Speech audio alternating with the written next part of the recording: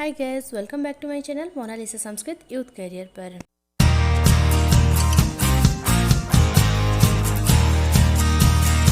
Friends, आज का जो हमारा टॉपिक है वो है चाणक्य नीति का षष्ठ अध्याय।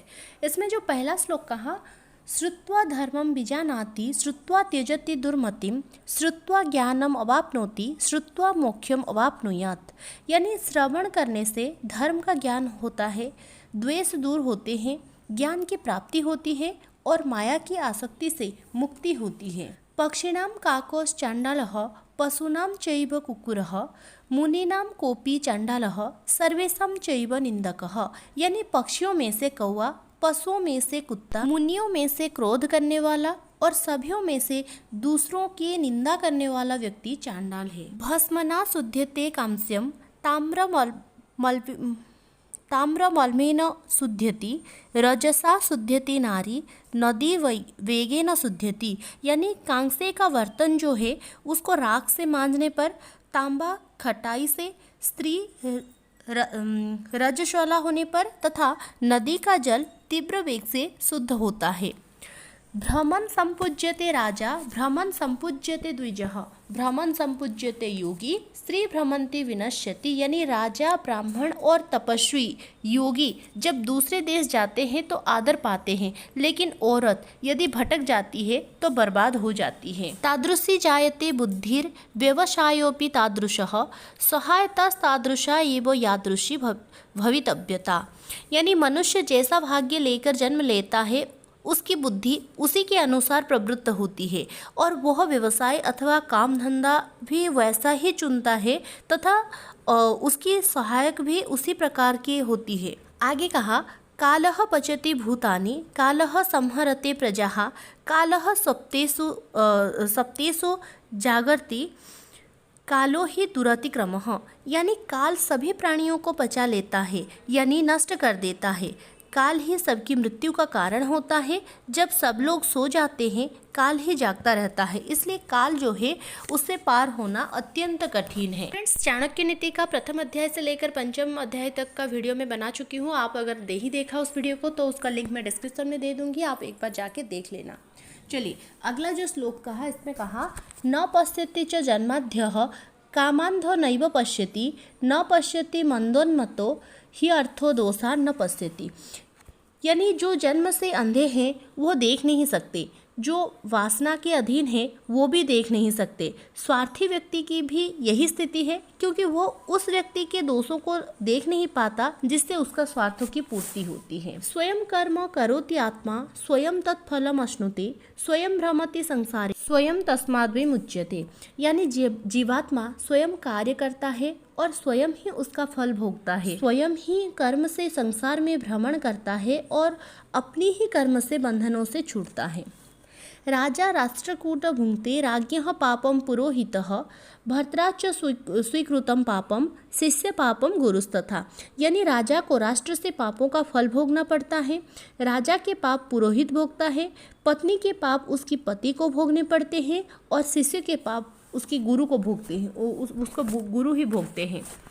ऋणकर्ता पिता शत्रु माता च व्यभिचारिणी भार्य रूपवती शत्रु पुत्र शत्रुर पंडितः। यानी ऋणी पिता अपनी संतानों का शत्रु होता है। यही स्थिति बुरे आचरण वाले माता की भी है। सुंदर पत्नी अपने पति के और जो मूर्ख पुत्र है वो अपने माता पिता का शत्रु होता है। लुब्धम अर्थेन गृह्णात् स्तब्धम अंजलि कर्मणा मूर्खः छंदो अनुवृत्तेन यथार्थत्वेन पंडितम। लोभी को धन देकर, अभिमानी को हाथ जोड़कर, मूर्ख को उसकी इच्छा के अनुसार कार्य करके और विद्वान को सच्ची बात बताकर बस में करने का प्रयत्न करना चाहिए। वरम न राज्यम न कुराज्य राज्यम वरम न मित्रम न कुमित्र मित्रम वरम न शिष्यो न कुशिष्य शिष्यो वरम न दारा न कुदार दारः। यानी बुरे राज्य की अपेक्षा किसी प्रकार का राज्य ना होना ही अच्छा है। दुष्ट मित्रों के बजाय मित्र ना होना ही अच्छा है।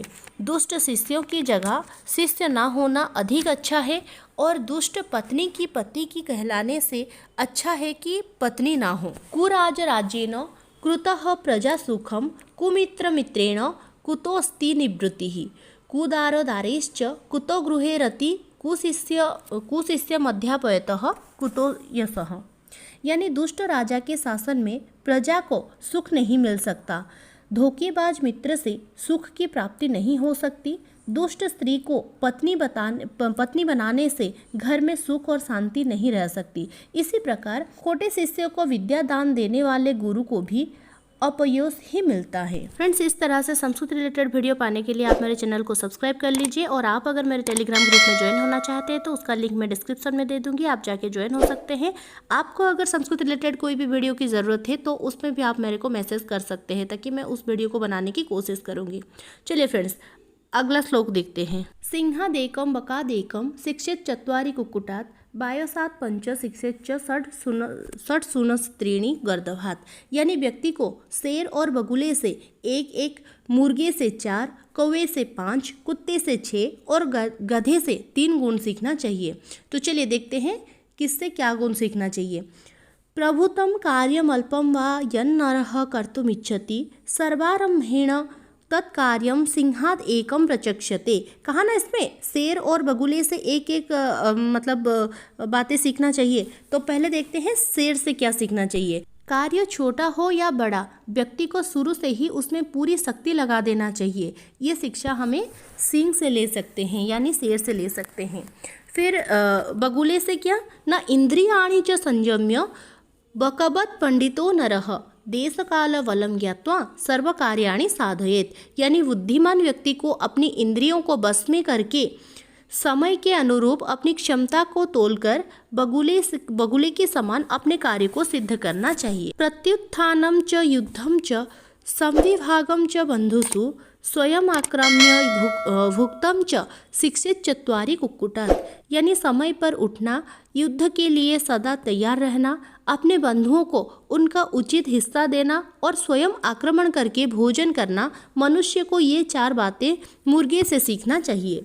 गूढ़ मैथुन्य चरित्वम च काले काले च संग्रहम अप्रमत्तम अविश्वासम पंच शिक्षेत च वायसात। यानी छिपकर मैथुन्य करना, ढीठ होना, समय समय पर कुछ वस्तुएं इकट्ठी करना, निरंतर सावधान रहना और किसी दूसरे पर पूरी तरह विश्वास नहीं करना, ये 5 बातें हमें कौवे से सीखना चाहिए। बौहा से स्वल्प संतुष्टः सुनिद्र लघुचेतनः स्वामी भक्तश्च सूरश्च षड एते स्वानत गुणाः। बहुत भोजन करना लेकिन कम में संतुष्ट होना, गहरी नींद लेकिन जल्द से उठ बैठना, स्वामी भक्ति और बहादुरी, यह 6 गुण कुत्ते से सीखना चाहिए। सुश्रांतोऽपि वहेत् भारम शीतोष्णम न च पश्यति संतुष्टश्चरते नित्यम त्रीणि शिक्षेत च गर्दभात। और जो गधे से 3 बातें सीखना है वो है अपने मालिक के लिए बोझ उठाना, सर्दी गर्मी की चिंता नहीं करना तथा सदा संतोष से अपना जीवन बिताना। ये 3 बातें हमें गधे से सीखना चाहिए। तो लास्ट में कहा य एतान विंशति गुणान आचरिष्यति मानवः कार्य अवस्थासु सर्वासु अजयः स भविष्यति। यानी जो व्यक्ति इन 20 गुणों को सीख लेता है, अर्थात इन्हें अपना आचरण में ले आता है, वह सब कार्यों और अवस्थाओं में विजयी होता है, अर्थात उसे किसी भी अवस्था में पराजय का मुख दिखाना नहीं पड़ता है। तो फ्रेंड्स, ये है हमारे आज के वीडियो। आई होप कि वीडियो आपको अच्छा लगा होगा। वीडियो कैसा लगा कमेंट बॉक्स में लिख के जरूर बताना। अच्छा लगा हो तो लाइक और शेयर करना ना भूले और अभी तक अगर आपने मेरे चैनल को सब्सक्राइब नहीं किया तो जल्दी से जाकर सब्सक्राइब कर लीजिए और साथ ही बेल आइकन को दबा लीजिए। तो चलिए फ्रेंड्स, नेक्स्ट वीडियो में फिर मिलते हैं। जय तो संस्कृतम, जय तो भारतम। धन्यवाद।